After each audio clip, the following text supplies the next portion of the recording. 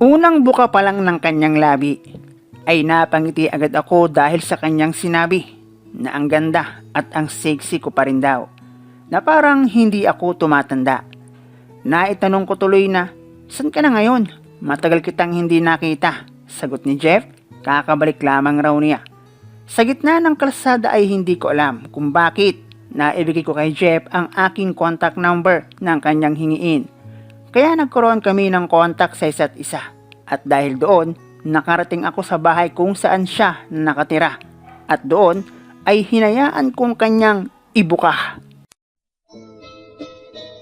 Hello guys and welcome dito sa Kasgul TV. At syempre, kung ikaw ay bago dito sa aking channel at trip mo ang ganitong klase ng kwento, palike and subscribe naman dyan.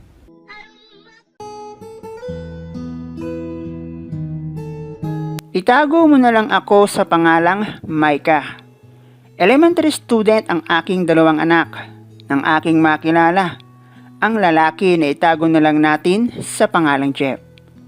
Janitor siya doon sa school kung saan nag-aaral ang aking mga anak at masasabi kong masipag, mapagkakatiwalaan at maaasahan siya. Base sa aking nakita at sa pakikitungo niya sa amin na mga magulang. 4 sila doon, isang driver at 3 janitor. Pero si Jeff ang kahit hindi kami close ay magaan ang aking loob. At kapag ako ay merong mga katanungan, ay kay Jeff ako nagtatanong. Pero bago ko pa siya nakita o nakilala bilang isang janitor, ay nakilala ko na si Jeff bilang isang agent naman ng mga food supplement. Magaling siyang magpaliwanag at malinaw na malinaw. At kung hindi mo nga siya kilala, tapos bigla na lang magpapakilala bilang isang agent, mapapabilib ka talaga. At akin ngang ikinagulat nang makita ko siya bilang isang janitor. Hindi ko na iyon inintindi at nakilala rin nga siya ng aking asawa. Sabi ko naman, baka napagod na sa pagiging agent, na pinanghinayangan naman ng aking asawa. Ang husay niyang taglay. Ngumiti si Jeff nang kanya akong makita at sa isip ko naman ay mukhang natatandaan niya ako. At dahil nakita ko si Jeff doon sa school, ay sa kanya ko inihahabili ng aking mga anak na huwag palalabasin hanggat wala ako. Kung minsan kapag nalilate ako ng sundo, ay inihahatid niya sa bahay ang aking mga anak. Kaya naman noong mawala siya doon sa school, ay parang nawalan ako ng isang tao na pwede kong pagkatiwalaan. Na kung minsan pa ay hindi ko maiwasan ang maikumpara kay Jeff ang kanyang mga kasama. Lalo na noong abutan kong putok ang labi ng aking panganay. Sa paglipas ng mga araw, linggo, buwan at taon, dahil nga wala namang something sa amin, maliban sa pagiging magkakilala namin, ay hindi ko na siya naalala.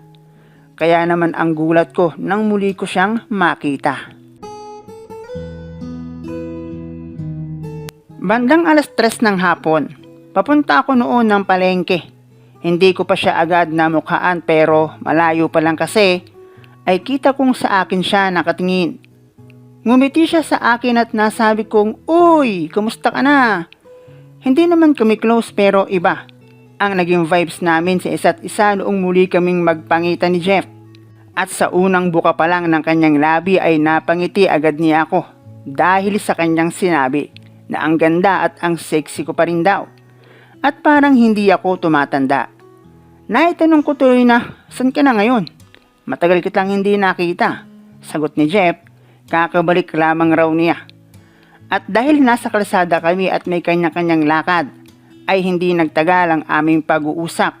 Pero bago ako tuluyang nakaalis, ay hindi ko alam kung bakit naibigay ko kay Jeff ang aking contact number nang hingiin niya.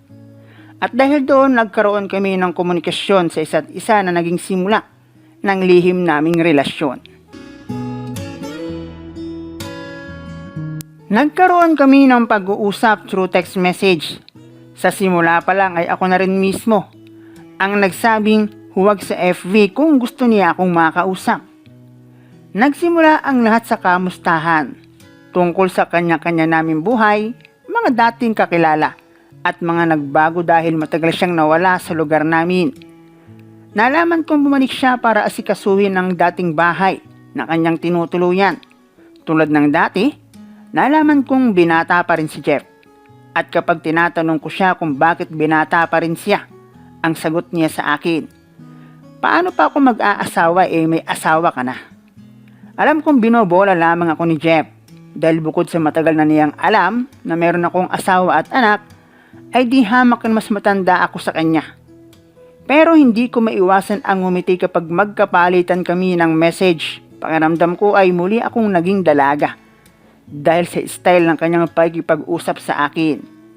Hanggang pasukin na niya ang aking buhay may asawa nang kanyang maitanong sa akin na malamang raw dahil maganda at sexy pa rin ako, ay siguradong laging may dahilan ang aking mister para laging umuwi ng maaga sa bahay at lagi akong kota na siya namang kabaligtaran. Hindi ko alam kung anong natumbok ng message na iyon sa akin ni Jeff. Pero sa pagdaan ng mga araw, napatago kaming nagpapalitan ng text message, ay nakaramdam ako ng kakulangan mula sa aking mister. Lalo na pag nag-iiba ng ruta ng daan ang nagiging usapan namin ni Jeff. Mga usaping hindi dapat namin pinag-uusapan na nagtataka rin ako sa aking sarili na dapat ay ma-offend or hindi na ako mag-reply ay parang nagustuhan ko pa. At nang dahil pa doon ay may mga pangyayari akong hinahanap na akin lang ay naranasan. Noong nagsisimula pa lang kami ng aking asawa, mostly ay ang pagiging lalaki ng aking mister sa buhay namin bilang mag-asawa. Nasa totoo lang ay halos isa na lang yata sa loob ng isang buwan kung magawa namin. Wala lang iyon sa akin dahil kako tumatanda na naman kami at laging pagod sa trabaho ang aking mister. Pero sa isang banda, naisip ko rin na kaya ako laging nagpapaganda at hindi magmukhang losyang ay para sa aking asawa. Na para bang naipamukha sa akin ni Jeff na sayang ang aking effort kung walang ganap nang hindi niya diretsuhang sinasabi sa akin. Bentang-benta sa akin ang mga banat ni Jeff, lalo na pag kunyari ay akin siyang sinusungitan at babanat siya ng "Kagatin ko yung mani mo na parang nanunuot sa aking pagkatao dahil alam ko ang pakiramdam ng ganoon. Hanggang sa hindi ko na lang namalaya na kuhang-kuha na ako ni Jeff at ang pag-aaya na lang niya ang kulang na hindi nagtagal ay nangyari. Night shift noon ang aking mister at sanay ang aking mga anak na umaalis ako ng bahay kahit 10 oras ng gabi. Malakas ang aking loob dahil hindi naman kami nagkakaroon ng problema ng aking mister at never namin napag-away ng tungkol sa babae o lalaki.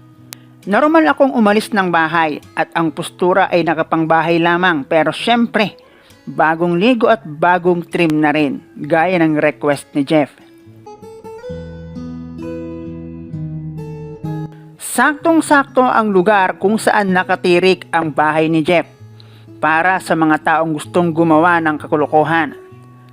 Dahil bukod sa walang gaanong kapitbahay ay madilim ang daan patungo sa bahay.